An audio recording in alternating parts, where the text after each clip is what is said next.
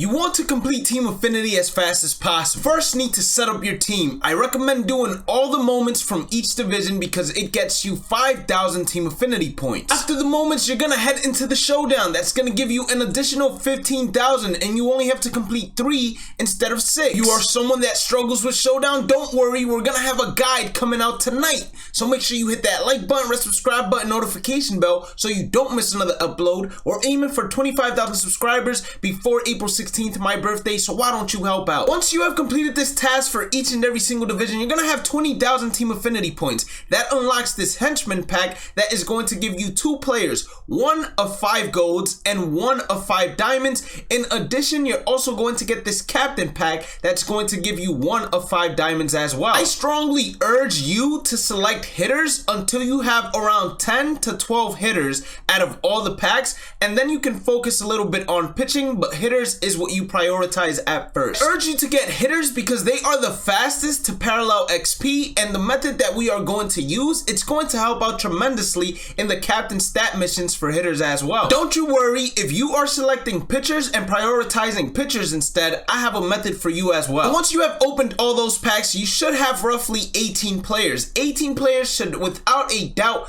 fit inside your starting lineup and inside your bench, starting rotation, and your bullpen. You want to make sure that the captain stat missions are the hitters that you prioritize at the top of the lineup, and then all the parallel XP missions are the hitters that you put towards the bottom of the lineup. Why are we doing that? We'll get into it in just a second. Inside the bench, you want to have those other hitters that you have to either complete captain stat missions for or parallel XP missions for, and don't be afraid to use players out of position. For the starting rotation, you're putting these players in there with a purpose. And when I say that, I mean you want to have whichever player is the one you're going to work on towards parallel XPing, you want to make sure that that player is your 5th best overall starting pitcher. What happens when he's your 5th or 4th? Let's say, for example, the CPU is forced to use their 4th or 5th best starting pitcher as well, therefore making it a whole lot easier for you to hit if you're also going to do hitter missions and parallel XP. The bullpen plays an important role as well. Whenever you're starting pitcher that you are working on for parallel XP is tired, you're going to do one of 2 things. You're going to go into the bullpen and you're either going to bring in someone that you need stat missions for or parallel XP missions for, or instead of going into the bullpen, you're going to press R1 inside that bullpen tab and select one of the other starting pitchers that you need parallel XP missions for or stat missions for. That way you never are bringing in a pitcher without a purpose. The method is going to involve single player modes, play versus CPU. Whichever of the 2 you are doing, meaning hitter or pitcher, you're going to be playing on rookie difficulty. If you are focusing on the hitter, parallel, and stat missions first, you are going to be playing at Coors Field. You are going to be playing as away, and as away you are going to have your 5th best starting pitcher, regardless of whether that 5th best starting pitcher slot is a pitcher that you have a parallel XP mission for. Why are you doing this? Because that puts the Rockies' 5th best starting pitcher to pitch as well, and it makes it a whole lot easier for you to hit. Now, I want you to listen very carefully to this because there are 2 different methods depending on what it is you are working on. The first one is if you are only working on stat missions, you would go ahead, like I said previously, and place those stat missions guys at the top of the lineup. For example, Jose Altuve needs hits, Joey Votto needs hits, Manny Machado extra base hits, Byron Buxton extra base hits.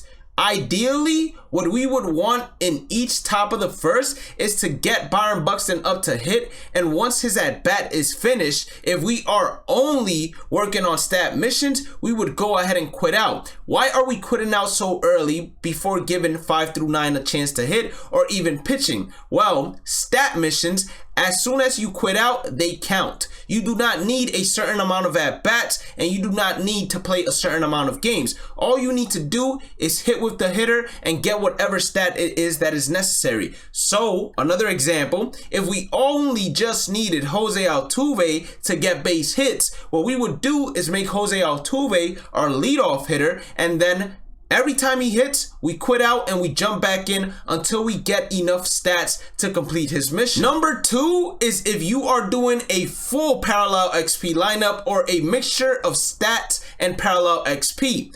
Now, in this case scenario, in the top of the first, in order to make it the most time efficient way possible, you need Jose Altuve or whoever is your leadoff hitter to complete an at-bat once again, or plate appearance, whatever you want to call it, meaning you have to hit around inside the lineup. So a big piece of advice is, if you do not think you could crush that pitch on rookie difficulty, do not swing. Do not try to take risks when running the base pass, because you only have 3 outs to hit around in terms of the lineup. Now, luckily for you, if you did put your 5th best starting pitcher, you are going to be facing their worst pitcher, and on rookie difficulty, it's going to be easier for you to hit home runs, even if you mistime the ball or misplace your PCI. Once Jose Altuve comes up to hit again and he completes that plate appearance, you are allowed to quit out in that top of the first, and all of that parallel XP is going to count towards your progress for Team Affinity or whatever program it is you are working for. Option number 3 is very situational, and it is one that I do not advise you to go ahead and do unless that 5th best starting pitcher is also one that you either need parallel XP or stat missions for.